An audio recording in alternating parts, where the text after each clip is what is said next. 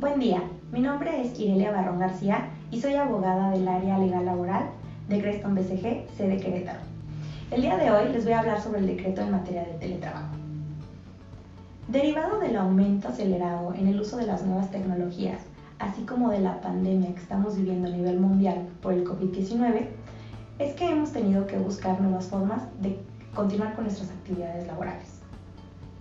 En virtud de lo anterior, es que el pasado 11 de enero de 2021 se publicó en el Diario Oficial de la Federación el decreto mediante el cual se adiciona el capítulo 12 bis a la Ley Federal del Trabajo en materia de teletrabajo. A través de este decreto, nuestros legisladores decidieron regular la figura del teletrabajo, o como comúnmente lo conocemos como home office, cuyas características y aplicación les explicaré a continuación.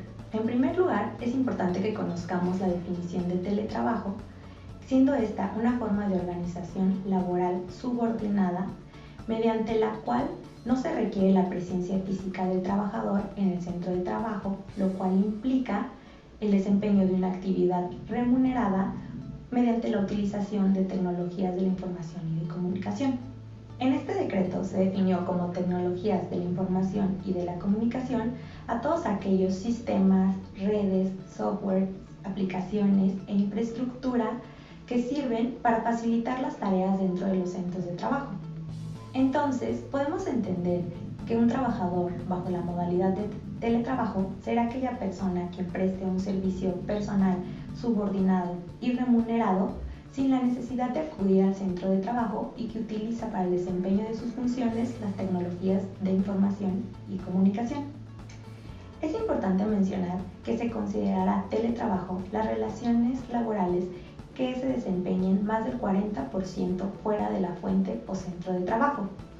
Es decir, no se considerará teletrabajo aquellas relaciones laborales que se lleven a cabo fuera del centro de trabajo de manera ocasional o esporádica.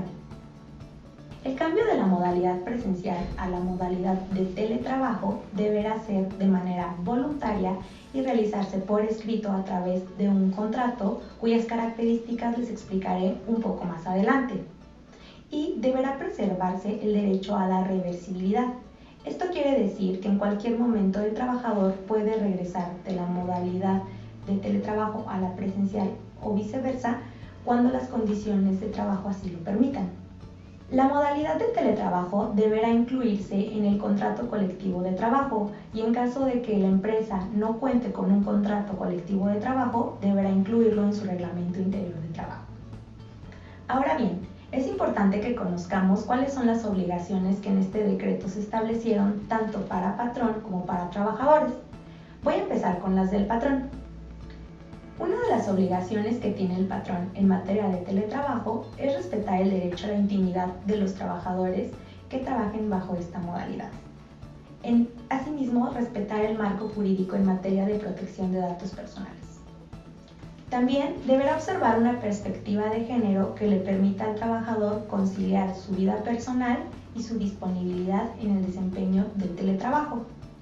Por otra parte, deberá proporcionar, instalar y dar mantenimiento a todos aquellos equipos que se requieran para realizar el teletrabajo, pudiendo ser equipos de cómputo, impresoras, equipos tal vez para almacenar información y sillas ergonómicas, etc. Asimismo, deberá recibir de manera oportuna el trabajo y pagar el salario en la forma y tiempo establecido. Por otra parte, y una de las obligaciones que más polémica ha causado y que se establecieron en este decreto es la referente a asumir los costos para la realización del teletrabajo, como pudieran ser costos de servicios de telecomunicación y la parte proporcional de electricidad. Y digo que ha generado polémica porque como tal el decreto no establece la forma en que deberá calcularse este pago, sino simplemente se entiende que las partes deberán pactarlo. Otra de las obligaciones del patrón es llevar un registro de los insumos que le sean entregados al trabajador. También deberá inscribir a las personas trabajando bajo esta modalidad al régimen obligatorio de seguridad social. Asimismo, deberá implementar los mecanismos necesarios para preservar la seguridad de los datos y la información que se genere con motivo del teletrabajo. También deberá respetar el derecho a la desconexión de los trabajadores que se encuentren bajo esta modalidad y finalmente deberá implementar todos los mecanismos necesarios para el aprendizaje, uso y adaptación de las tecnologías de la información de los trabajadores en esta modalidad. Ahora les voy a platicar cuáles son las obligaciones de los trabajadores en la modalidad de teletrabajo. La primera obligación establecida en el decreto es que deberán cuidar y conservar todos los útiles, insumos o equipos que le hayan sido proporcionados por el patrón. También deberán informar de forma oportuna los costos que hayan pactado para el pago de los servicios de telecomunicación y la parte proporcional a la electricidad. Asimismo, deberán atender y utilizar los mecanismos y sistemas operativos que el patrón haya implementado para la supervisión de sus labores. Y finalmente, deberán atender y apegarse a las políticas que se hayan establecido en materia de protección de datos, así como aquellas sobre el uso o restricciones de almacenamiento de la información que se genere con motivo de sus funciones. Tal como les comenté anteriormente, el cambio de la modalidad presencial a teletrabajo deberá quedar establecida por escrito en un contrato del cual cada una de las partes conservará un ejemplar, cuyas características, además de aquellas que ya están establecidas en el artículo 25 de la Ley Federal del Trabajo, serán las siguientes. Deberá contener el nombre, edad, nacionalidad, sexo y domicilio de las partes. También deberá contener la naturaleza y característica del trabajo, un registro o descripción de los equipos o insumos que el patrón haya proporcionado al trabajador.